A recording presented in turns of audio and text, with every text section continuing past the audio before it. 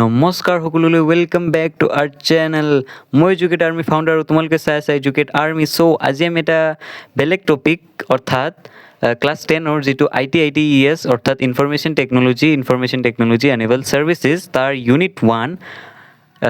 1ৰ according chapter 1 যিটো হয় introduction two style তাৰ আজি গোটেইখিনি কুৱেশ্যন আনচাৰ চাম চ' ভিডিঅ'টো ষ্টাৰ্ট কৰাৰ আগতে তোমালোকে প্লিজ চেনেলটো ছাবস্ক্ৰাইব কৰি লোৱা আৰু ভিডিঅ'টো এটা লাইক কৰি দিয়া আৰু এটা সৰু কমেণ্ট কৰি দিয়া যে নেক্সট ভিডিঅ' তোমালোকৰ কিহৰ ওপৰত লাগে বা চ' অন তোমালোকৰ ইচ্ছা অনুযায়ী ঠিক আছে চ' প্লিজ এই কামখিনি কৰি দিয়া কাৰণ এই ভিডিঅ'টো বনাবলৈ বহুত সময় লাগে বহুত কষ্ট লাগে চ' প্লিজ তোমালোকে ইমান কাম কৰা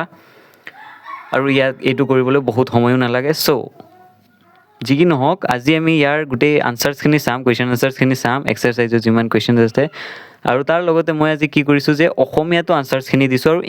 ইংৰাজীটো দিছোঁ বহুত ইউটিউবাৰ আছে এনেকুৱাকৈ নিদিয়ে বা প্ৰায় নিদিয়ে মই এতিয়ালৈকে এনেকুৱা ইউটিউবাৰ দেখি পোৱা নাই চ' যাতে মোৰ অকণমান ভুল হ'লে তোমালোকে মিলাই ল'ব পাৰা তাৰপিছত বা তোমালোকে এক্সামত ইংৰাজী আৰু অসমীয়া দুইটাতে তোমালোকে লিখিব পাৰা চ' গতিকে তোমালোকৰ বাবে সুবিধা এইটো চ' তাৰ বাবে মই এনেকুৱাকৈ লৈ আহিছোঁ যাতে তোমালোকে ভালকৈ লিখিব পাৰা গম পাইছানে চ' বলা ভিডিঅ'টো ষ্টাৰ্ট কৰোঁ ফাৰ্ষ্টত যে MCQs এইটো হয় যে মাল্টিপল চইচ কুৱেশ্যনছ যে 1 number which of the following features in LibreOffice Writer is are use to create a document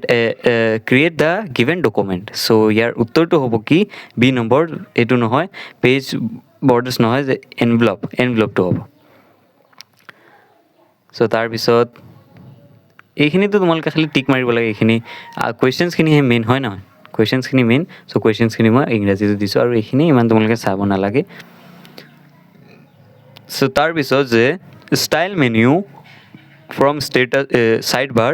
in writer provides option to work on এইটো কি হ'ব all of above যে paragraph style হ'ব frame style হ'ব page style হ'ব মানে গোটেইখিনি all of the above তাৰপিছত যে what is style templates in LibreOffice writer so এইটোৰ উত্তৰটো ইয়াত ভুল আছে ঠিক আছে উত্তৰটো হ'ব যে এইটো যে one kind of model style এইটো হ'ব শুদ্ধ আনসাৰ অ'কে চ' নেক্সট আৰু তোমালোকে জানানে এই যিটো তোমালোকৰ এটা ছাবজেক্ট আছে IT এইটোত তোমালোকে ভাল মাৰ্কছ স্ক'ৰ কৰাটো অকণমান ইজি হৈ পৰে বাকী ছাবজেক্টছৰ অনুযায়ী চ' তোমালোকে প্লিজ এইটো ভালকৈ অকণমান পঢ়িলে আৰামছে লেটাৰ মাৰ্কছ 90 মাৰ্কছ আৰামছে স্ক'ৰ কৰিব পাৰিবা চ' তাৰপিছত যে wish of the following gives the status of your document like page numbers number of pages so ইয়াৰ শুদ্ধ আনসাৰটো হ'ব যে ষ্টেটাছ বাৰ A2 ফৰ্মেটিং টেলিবাৰ এইটো নহয় ষ্টেটাছ বাৰ এইটো হ'ব ষ্টেণ্ডাৰ্ড টুলবাৰ এইটো নহয় তাৰপিছত যে 5 number which of the following can be used to access a style menu so ইয়াৰ শুদ্ধ আনসাৰ হ'ব যে all of the above মানে ফৰ্মেটিং টুলবাৰ হ'ব সাইড বাৰ মেনিউ হ'ব তাৰপিছত F11 ফাংচনছ কিউ এইটো হ'ব নেক্সট তোমালোকৰ যি ফিল ইন দ্য ব্লেংকছ আছে চ' মই সেইখিনি লিখা নাই দেই তোমালোকে চাই এইটো বহাই ল'বা ফিল ইন দ্য ব্লেংকছত যি আছে তোমালোকে এইটো চাই বহাই ল'লে হ'ল যে 1 নম্বৰ তোমালোকে খালী ঠাইত লিখিবা ষ্টাইল তাৰপিছত 2 নম্বৰ লিব্ৰা অফিচ শৈলী বা ষ্টাইলে লিখিবা এইটো শৈলী নিলিখিলেও হয় তোমালোকে ষ্টাইলটোৱে বেছি ইফেক্টিভ হ'ব মানে গম পাইছানে ষ্টাইলে লিখিবা তাৰপিছত কনচিষ্টেঞ্চি লিখিবা তাৰপিছত শৈলী এইটো তাৰপিছত হেডিং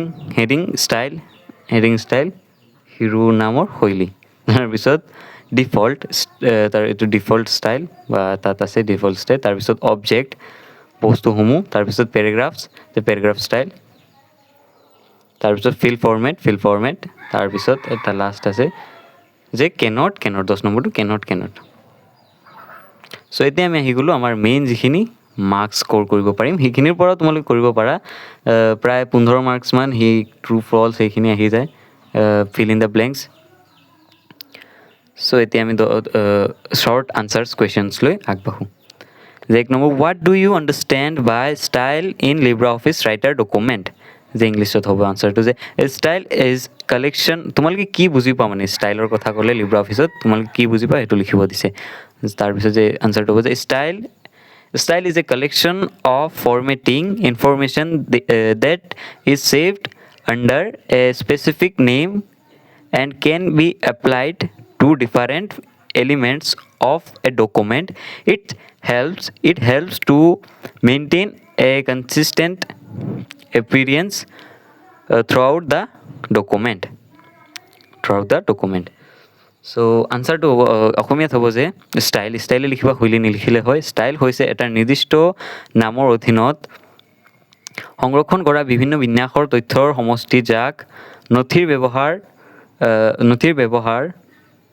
বিভিন্ন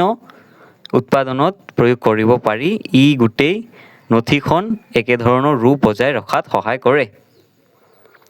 next, the right advantage of using style over manual formatting or designing a document. So answer to was sorry to অলপ ডাঙৰ কৰি লিও মই এতিয়া ঠিক আছে। যে ইংৰাজীত আনচাৰটো হ'ব যে style maintain consistency in a document. তাৰপিছত they save time or effort তাৰপিছত they make major formatting change erase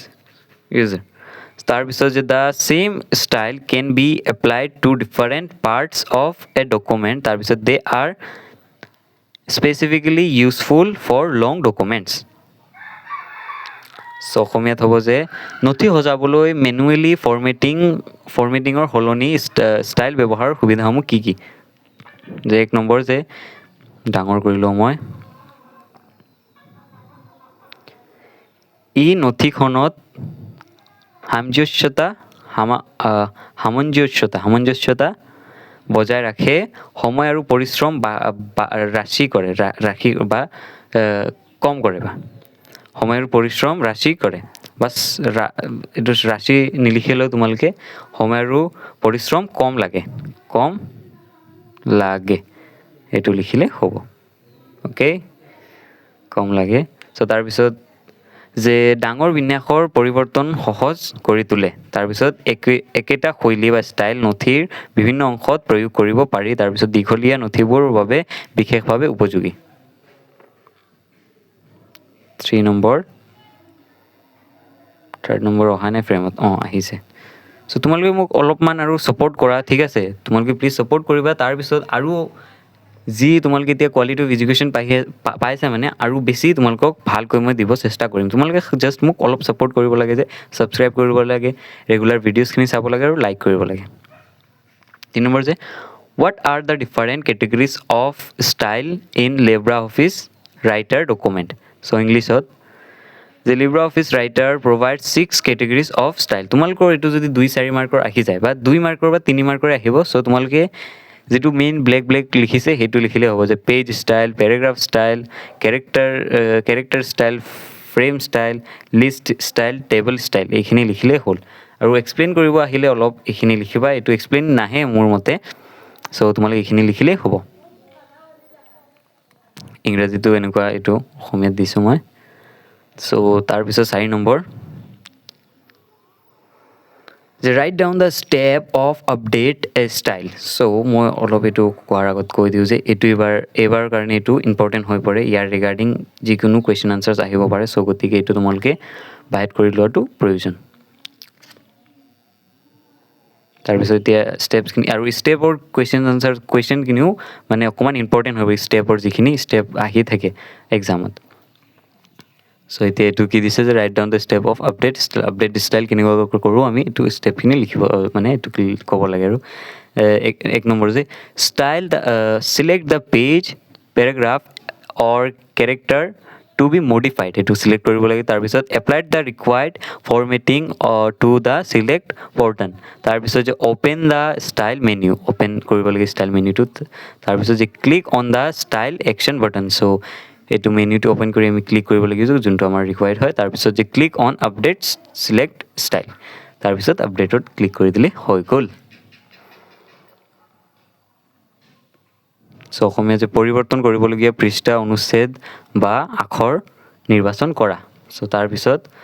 যে নিৰ্বাচন অংশ প্ৰয়োজনীয় বিন্যাসৰ প্ৰয়োগ কৰা তাৰপিছত যে ষ্টাইল মেনু খোলা তাৰপিছত ষ্টাইল একশ্যন বটনটো ক্লিক কৰা তাৰপিছত আপডেট ষ্টাইলটো ক্লিক কৰি বিকল্পে ক্লিক কৰা সো নেক্সট 5 নম্বৰ আছে মানে 5 নম্বৰটো আছে সো অলপ তোমালোকে ৰেষ্ট কৰা মই অলপ পানী খাই আহোঁ ঠিক আছে 2 second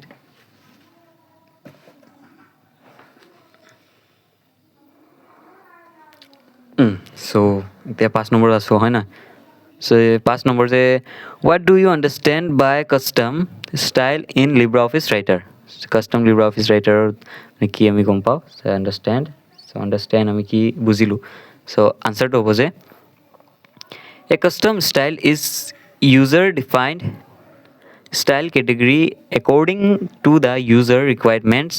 when the predefined style do not meet our needs we can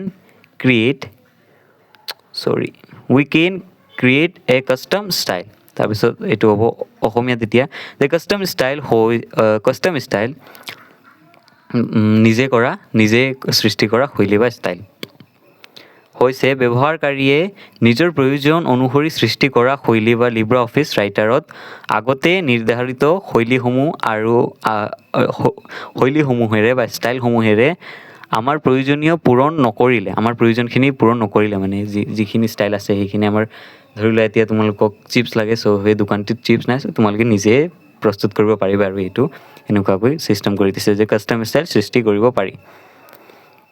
যে কাষ্টম ষ্টাইল সৃষ্টি কৰাৰ দুটা পদ্ধতি আছে যে ফৰ্ম সিলেকশ্যন আৰু ড্ৰেগ এণ্ড ড্ৰপ পদ্ধতি সো এইটো ফৰ্ম সিলেকশ্যন আৰু ড্ৰেগ এণ্ড ড্ৰপ পদ্ধতি 2 ways to create a custom style so বেছিভাগ মানে ড্ৰেগ এণ্ড ড্ৰপে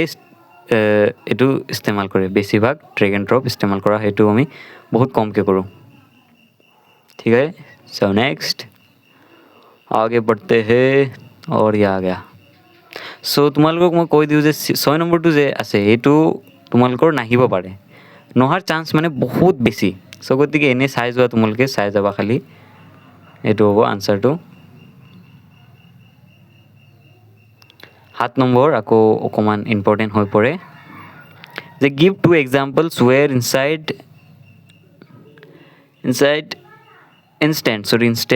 এইটো মই কৈ আছোঁ এইটো অলপ ভুল লাগিছে instead of the style using manual formatting will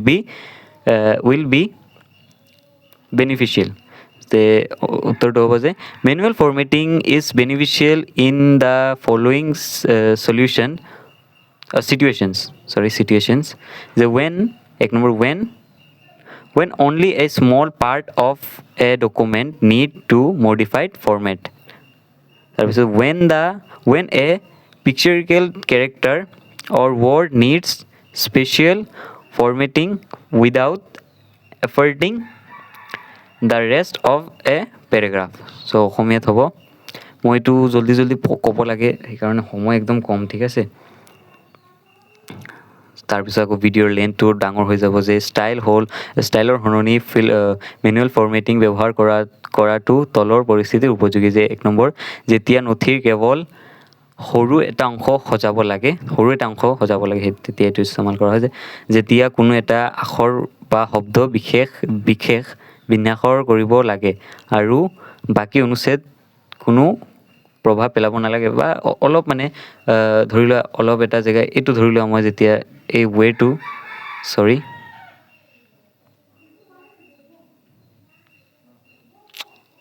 এইটো ভুল এতিয়া আহি গ'ল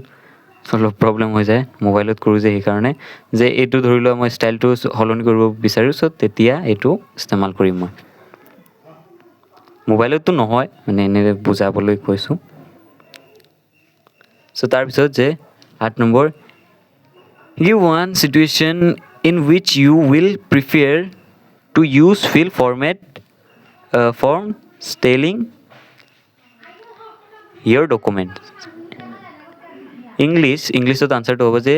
we prefer to use fill format when the same style has to be applied to many place that are structured sorry to অলপ আমাৰ ঘৰত নহয় মানে লগৰ ঘৰত গৰু এটা বহুত জোৰছে ডাকি আছে এইটো গম নাপাওঁ যে থ্ৰ আউট দেখি নাও আমি পঢ়াত দিওঁ যে structured throughout a document it also always used to apply the same style click without to key repeatedly opening the style window যে নথিপত্ৰ অসমীয়া যে নথিখনৰ বিভিন্ন সিঁচৰিত হৈ থকা বহুতো অংশ একেটা শৈলী বা ষ্টাইল প্ৰয়োগ কৰিবলগীয়া হ'লে ফিল ফৰ্মেটিং ব্যৱহাৰ কৰাটো সুবিধাজনক যে ইয়াৰ সহায়ত ষ্টাইল উইণ্ডোৰ বাৰে নোখোলাকৈ একেটা শৈলী দ্ৰুতভাৱে প্ৰয়োগ কৰিব পাৰি ষ্টাইলটো বাৰে মানে আমি কৰিব পাৰোঁ তাৰপিছত এই ষ্টেপটো এইটো কিন্তু ইম্পৰ্টেণ্ট এইটো ডাবল ষ্টাৰ মাৰ্ক কৰি লোৱা তোমালোকে ঠিক আছে এইটো ইম্পৰ্টেণ্ট হৈ পৰে যে write steps to load style form a template যে টেমপ্লেটত আমি ষ্টাইল এটা লোড কেনেকৈ কৰোঁ এইটো আমাৰ মানে ষ্টেপছখিনি ক'ব দিছে যে 1 number click on load style from the select menu তাৰপিছত চিলেক্ট কৰিব লাগিব মেনিউত গৈ তাৰপিছত যে in the load style dialog box choose the category of the document এইটো চুজ কৰিব লাগিব আমি এতিয়া কোনটো ষ্টাইল আমি কৰিম তাৰপিছত যে find and select the desire template from which the style are to be copied তাৰপিছত 4 নম্বৰ যে select the types of style to be copied such as paragraphs character frame page or list style তাৰপিছত click okay কৰিব লাগিব চ' অসমীয়াটো তোমালোকে চাই লোৱা চ' ভিডিঅ'ৰ লেন্থটো এনেও বহুত ডাঙৰ হৈ গ'ল যিকিনো পঢ়ি দিওঁ যে এটা টেমপ্লেট পৰা ষ্টাইল লোড কৰা সুবিধা ধাপকসমূহ যে ষ্টাইল মেনিউৰ পৰা লোড ষ্টাইল ক্লিক কৰক বা কৰা তাৰপিছত লোড ষ্টাইল ডায়লগ বক্স নথিখনৰ শ্ৰেণী নিৰ্বাচন কৰা তাৰপিছত ষ্টাইল কপি কৰাৰ বিচৰা প্ৰয়োজন টেমপ্লেট বিচাৰি উলিয়াই নিৰ্বাচন কৰা তাৰপিছত কপি কৰিবলগীয়া ষ্টাইললৈ ধৰণ নিৰ্বাচন কৰা যেনে paragraph character form page frame page or list styles তাৰপিছত 5 নম্বৰ লাষ্টটো হ'ল যে ক্লিক কৰা চ' আজিৰ ভিডিঅ'টোত ইমানলৈকে আৰু তোমালোকে যাতে IT-ত 90% এটা পোৱা তাৰ বাবে মই যথেষ্ট তোমালোকক যিমান পাৰোঁ সিমান মেহনত কৰিব খুজিম আৰু তোমালোকে অকণমান খালি মোক ছাপোৰ্ট কৰা চ' তোমালোকে আৰামছে 90% বেছিয়ে পাবা মই কওঁ চ' আজিৰ ভিডিঅ'টো ইমানলৈকে থাকিল বাই এণ্ড টেক কেয়াৰ আৰু প্লিজ চেনেলটো এটা ছাবস্ক্ৰাইব কৰি লোৱা